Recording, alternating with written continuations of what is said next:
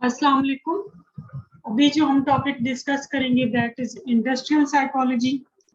Industrial psychology की अगर हम बात करें तो सनती नफ्सियात अप्लाइड साइकोलॉजी की एक शाख है।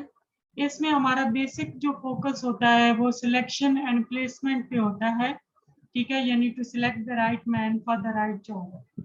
सनती नफ्सियात इंसानी पहलुओं से ताल्लुक़ रखती है और सनत में सभी शोबों का शुमार होता है, ठीक है, यानी कि इंडस्ट्री डिफरेंट किस्म की हो सकती हैं और वो तमाम जो हैं वो इसके अंडर फॉल करती हैं। जो जो देखें दुनिया ने तरक्की की है उसमें बड़ी जो वजह है वो सनत है, ठीक है।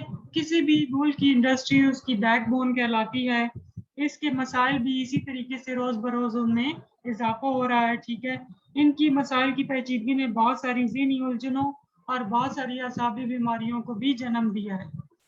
यही वजह है कि इस शोबे में सनती माहिरीन नफ्सियात की बहुत ज़्यादा जो है वो इम्पोर्टेंट रोल और कंट्रीब्यूशन है। सनती माहिरीन नफ्सियात के ख्याल के मुताबिक चूँकि इस शोबे का ताल्लुक इंसानी ज़ात से है, इसलिए इसमें ज़रूरी है कि तमाम जो लोग इंडस्ट्री में काम करते हैं उनका आपस में ताल्लुक बेहतर बनाया जाए। कारखानों में काम करने वाले मजदूर इंसान होते हैं, मशीनें नहीं होते। उनके एहसासात होते हैं, उनकी ज़रूरियात होती हैं, उनके उनका जो है वो ख्याल रखना बहुत ज़्यादा ज़रूरी है। ज़हनी तौर पर अगर कोई मज़दूर जो है ना वो इत्मीनान का शिकार होगा, सैटिस्फाइड होगा तो ही वो अच्छी प्रोडक्टिविटी दे सकेगा। सनती माहिरीन नफ्सियात ने अमले के इंतखाब के लिए ग्राहक कदर खिदमात सर अंजाम दी हैं। उन्होंने कई टेस्ट क्वेश्चनर्स और तरीके वज़ा किए हैं जिनसे हम सही लोगों का मेरिट के ऊपर जो है वो इंतखाब कर सकते हैं। अल्लाह ताला ने हर इंसान में कोई ना कोई ख़ास खूबी रखी होती है, ठीक है, बहुत सारी सलाहियतें दी होती हैं। अगर इन सलाहियतों को सही तरीके से बरकार लाया जा सके तो वो काम करने वाला उसको खुशी से करेगा अगर उसके एप्टीट्यूड के मुताबिक जॉब होगी और वो उसमें थकावट भी महसूस नहीं करेगा। माहिरीन सनती नफ्सियात किसी खास काम के लिए सही लोगों का इंतखाब करते हैं और ख़ास कारीगरों के लिए उनकी सलाहियतों के मुताबिक काम देते रहते हैं। आजकल मशीनी दौर है, लेकिन मशीनों को बनाने और कंट्रोल करने वाले इंसान ही होते हैं। अगर मजदूर को ज़्यादा सहूलतें फराहम की जाएंगी, उनको ज़हनी तौर पर सुकून दिया जाएगा, उनके काम के औकात कार में मुनासिब वक्फे दिए जाएंगे, आराम के वक्फे होंगे, रोशनी का मुनासिब इंतज़ाम होगा, मजदूर को उसके काम की सही उजरत मिलेगी तो उसकी कारकर्दगी की में भी इजाफा होगा, पैदावार में भी इजाफा होगा, ठीक है। इसके साथ साथ जो है वो तरबियत के कोर्सेज भी कराने चाहिए। मजदूर के अखलाकी जो इक़दार हैं उनको बुलंद करने की बहुत ज़्यादा ज़रूरत होती है। आजकल मजदूरों की बहुत सारी तंजीमें होती हैं जिनका अहम मकसद ये होता है कि वो मजदूरों के हकूक़ को तहफ़्फ़ुज़ फराहम करें, मजदूरों के जो अनगिनत मसाइल हैं उनको भी डील करें, ठीक है। मुलाज़मीन का मोरल बुलंद रखना बहुत ज़्यादा ज़रूरी है क्योंकि उसका उनकी कारकर्दगी पर गहरा असर होता है। वो अगर शौक से, लगन से और खुशी से काम करेंगे, ठीक है, तो प्रोडक्टिविटी एनहांस होगी। ये माहिरीन मालिक और मजदूर के दरमियान समझौता कायम रखने की कोशिश करते रहते हैं। अगर मालिक मजदूर का ख्याल रखेगा तो मजदूर भी और काम को अपना ज़ाती काम समझकर दिल से काम करेगा। इस तरीके से ना तो हड़तालें होंगी, ना तालाबंदी होगी, ना माशरती बायकॉट होगा, ना वॉकआउट होगा, ठीक है। और जो है सनत जो है वो आगे की तरफ बढ़ेगी और सेल्स एंड मार्केटिंग जो है वो प्रोग्रेस करेगी। सनती नफ्सियात का ताल्लुक तमाम पेशों से है जिसमें फैक्ट्री भी आ जाती है, सेल्स भी आ जाती है, मार्केटिंग भी आ जाती है, दफातर भी आ जाते हैं, दुकानें भी आ जाती हैं, दस्तगाहें भी आ जाते हैं और मजदूर भी और मालिक भी सब भी इसमें शामिल हैं। सनती माहिरीन नफ्सियात का मकसद मेहनत और सलाहियतों को ज़ाया होने से बचाना, वक्त और पैसे की बचत करना, खुशगवार माहौल को बरकरार रखना, सही लोगों का इंतखाब करना, मालिक और मजदूर के ताल्लुकात को बेहतर बनाना, इस्तेदाद और कारकर्दगी को बेहतर बनाना और मुल्क ताकि मुल्क जो है वो तरक्की की राह पर गामजन हो सके। अलगज़ सनती माहिरीन नफ्सियात पब्लिक और प्राइवेट कारोबार या गवर्नमेंट के इदारों के लिए काम करते हैं। वो नफ्सियाती उसूलों का इस्तेमाल करते हैं, कारोबारी पॉलिसियों, सार्फिन की ज़रूरियात, काम की शराइत, पेशेवराना मसाइल, पेशेवराना पैदावारी इस्तेदाद और अहम फैसले जो है वो करते हैं, ठीक है।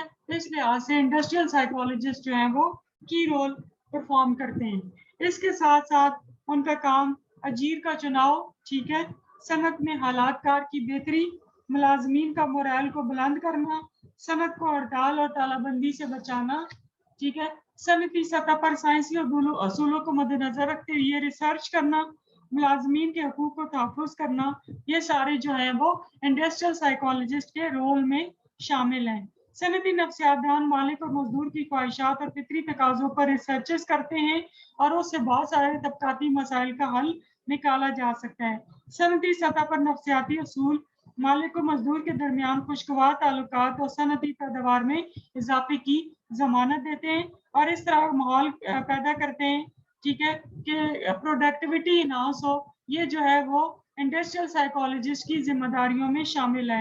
1929 سے 1932 تک یورپ اور امریکہ میں شدید معاشی بحران آیا، جس کی وجہ سے پیداوار بری طریقے سے متاثر ہوئی۔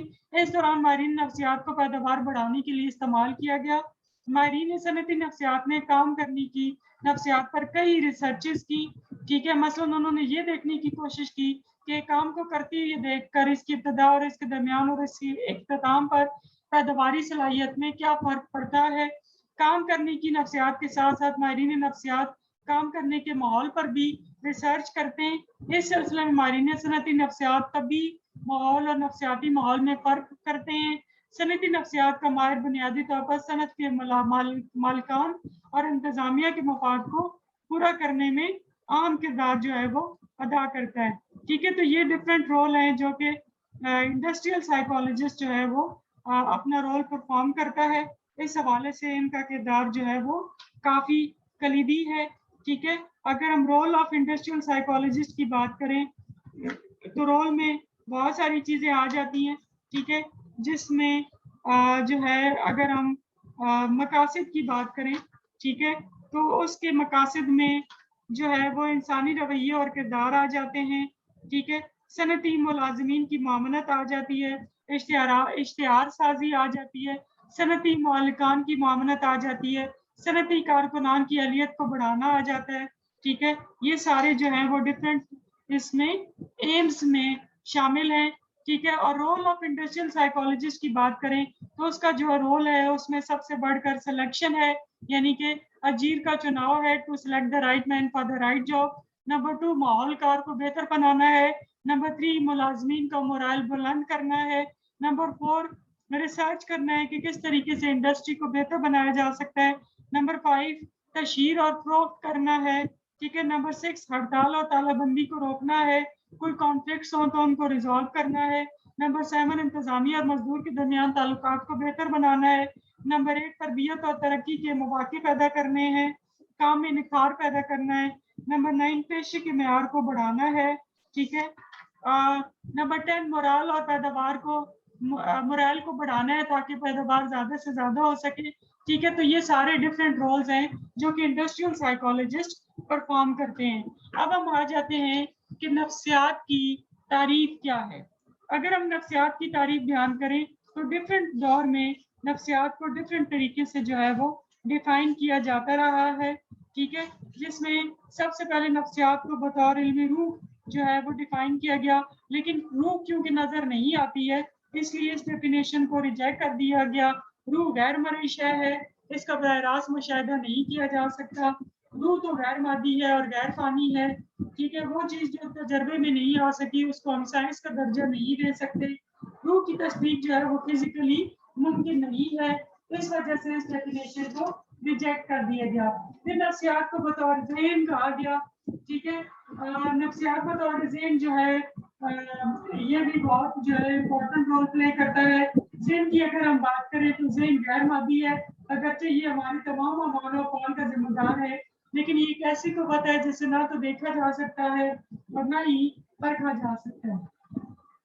ذہن کے بارے میں ہم یہ نہیں بتا سکتے کہ وہ دماغ کے کس حصے میں واقع ہے، ٹھیک ہے۔ عام طور پر ذہن سے مراد ہماری ذہنی کیفیات دماغ میں پیدا ہوتی ہیں اور نظام عصبی اور ذہنی اعمال کا آپس میں گہرا تعلق ہوتا ہے۔ ذہن سے مراد ہمارے وہ ذہنی اعمال و افعال ہیں جن کی بدولت ہم دنیا کے بارے میں جانتے ہیں یا ادراک حاصل کرتے ہیں، چیزوں کو محسوس کرتے ہیں، ٹھیک ہے، یا ان کے اوپر عمل کرتے ہیں۔ ہمارے تمام جذبات، احساسات، رجحانات اور وغیرہ ذہنی اعمال بھی ہی آتے ہیں. ٹھیک ہے, ذہن سے سوچا جاتا ہے, محسوس کیا جاتا ہے.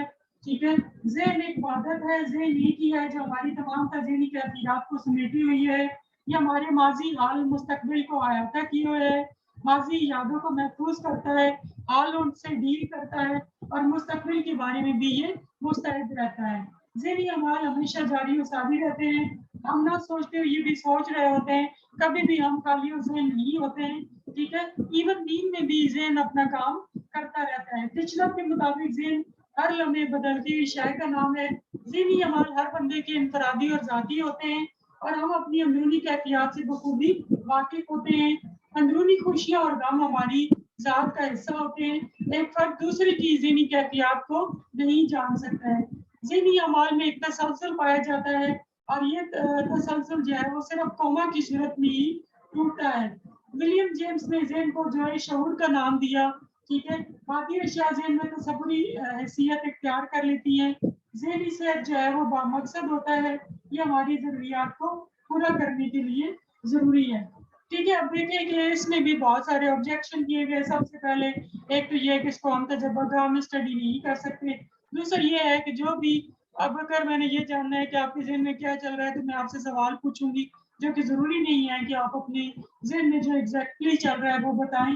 دوسرا جو ہے, جو حیوان ہیں یا بچے ہیں وہ نہیں بتا سکتے کہ ان کے ذہن میں کیا چل رہا ہے. لاشعور کو اس میں ٹوٹلی اگنور کیا گیا. پھر اس کے بعد نیکسٹ ہے نفسیات بطور علم شعور. شعور کیا ہوتا ہے؟ جو کچھ بھی اس وقت آپ کے دماغ میں ہے وہ سارا شعور ہے. اینجل اسے مقصدی سرگرمی کا نام دیتا ہے جس میں منفی اور مثبت دونوں قسم کے پہلو شامل ہوتے ہیں. شعوری کیفیات ہمیشہ ذہن سے وابستہ ہوتی ہیں. شعور ذاتی ہوتا ہے, یہ انتخابی ہوتا ہے, اور یہ ایک مسلسل کیفیت کا نام ہے. ٹھیک ہے, لیکن مسئلہ یہ ہے کہ شعور کے علاوہ تحت شعور اور لاشعور بھی آتے ہیں, اور وہ تینوں امپورٹنٹ رول پلے کرتے ہیں. ٹھیک ہے, اگر ہم تنقیدی جائزہ لیں تو شعور ہماری موجودہ زندگی کی ذہنی کیفیات کو واضح کرتا ہے, جبکہ پاسٹ کے بارے میں ہم اس میں اسٹڈی نہیں کر سکتے ہیں. روح اور ذہن کی طرح شعور بھی قابل مشاہدہ نہیں ہے. ہم اپنے شعوری اعمال کو تو سمجھ سکتے ہیں, لیکن ہم کسی دوسرے کے شعوری اعمال کو سمجھ نہیں سکتے ہیں.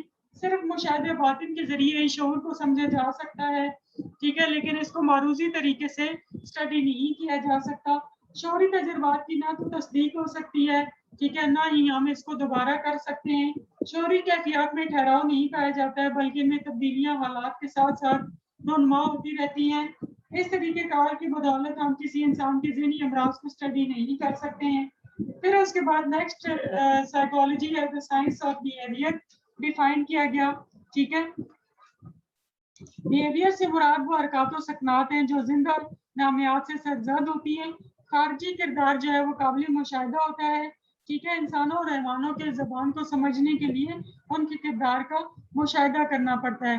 سب سے پہلے واٹسن نے جو ہے وہ اس کے اوپر اپنا کام کیا, اور انہوں نے اسٹیمولس رسپانس ماڈل پیش کیا.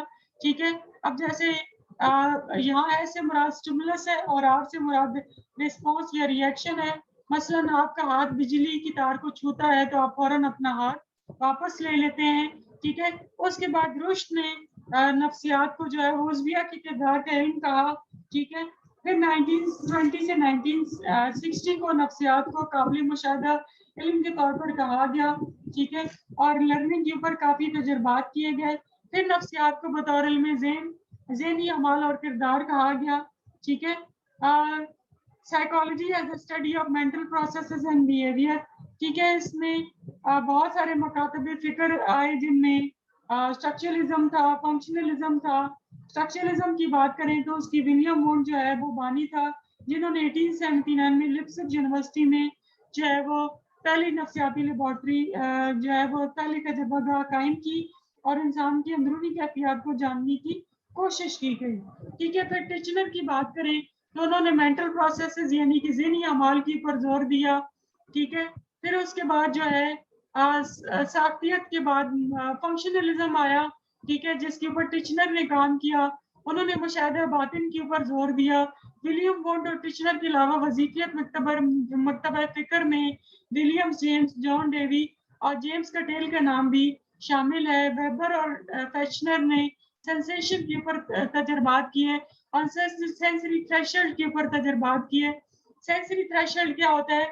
किसी रद्द अमल के लिए सजाद होने के लिए मरीज के अंदर कम से कम कुव्वत, ठीक है, और मरीज की ज्यादा से ज्यादा कुव्वत को दरियाफ्त किया गया, ठीक है। और फिर उसके बाद जो है इसमें पस अक्स यानी कि आफ्टर इमेज, आवाजों की पहचान, ठीक है, समझ दहलीज और कलर ब्लाइंडनेस वगैरह इस तरह की चीजों के ऊपर तजर्बात किए गए, ठीक है। जो भी जे.बी. वाटसन ने जो है वो एस.आर. थ्योरी दी, जबकि विलियम मैकडोगल ने कहा कि एस और आर के दरमियान ऑर्गेनिज्म भी इम्पोर्टेंट रोल प्ले करता है, ठीक है, कि जब तक ऑर्गेनिज्म नहीं जाएगा हम किसी चीज के ऊपर रद्द अमल नहीं देंगे, ठीक है। फर्द नफ्सियात फर्द या जिंदा नामियात के किरदार का साइंसी मुताला इसके माहौल की रोशनी भी करती है, ठीक है। इसमें तीन चीजें आम है, एक फर्द है, दूसरा किरदार है और तीसरा माहौल है, ठीक है। सबसे पहले किरदार की बात करें तो किरदार से मुराद वो हरकत सकनात हैं जो किसी फर्द से अंदरूनी या बैरूनी तौर पर सरजद होते हैं।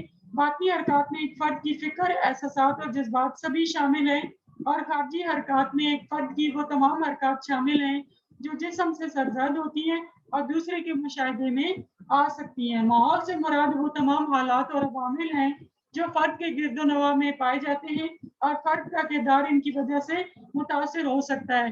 ये इंसान का तबी माहौल भी हो सकता है और माशरती माहौल भी हो सकता है। साइंसी मुताला जो है वो इसमें करना बहुत ज्यादा जरूरी है। साइंसी मुताले से मुराद ये है कि किरदार के मुताले को साइंसी तरीके से किया जाए, ठीक है। और नफ्सियात की बेहतरीन तारीफ वही हो सकती है जो फर्द की ज़हनी और जिस्मानी दोनों किस्म की हरकत सकनात का मुताला करे, क्योंकि माहौल के बगैर कोई फर्द तन्हा नहीं रह सकता है, ठीक है। इनफरादी या समाजी, इंसानी या हैवानी, तबई या गैर तबई, हर लिहाज से नफ्सियात में फर्द के किरदार का मुताला किया करना है, ठीक है। इसलिए आज के दौर में नफ्सियात की जो काबिल कबूल तारीफ है वो ये है कि नफ्सियात फर्द के किरदार यानी ज़हनी अमाल और जिस्मानी अमाल हरकत का साइंसी मुताला इसके माहौल की रोशनी में करती है, ठीक है। ये इसकी स्टैंडर्ड डेफिनेशन है। फर्द के ज़हनी अमाल में इसके शऊर, तहत शऊर और लाशऊर तमाम शामिल हैं, ठीक है। इसमें जो है वो हयातियाती, समाजियाती और नफ्सियाती अवामिल, बायोसाइको सोशल फैक्टर्स भी इंक्लूडेड हैं और इसमें माजी, हाल और मुस्तकबिल की तलासमियत भी देखी जाती है, ठीक है। और इसमें जो है वो हर एस्पेक्ट से स्टडी किया जाता है, ठीक है।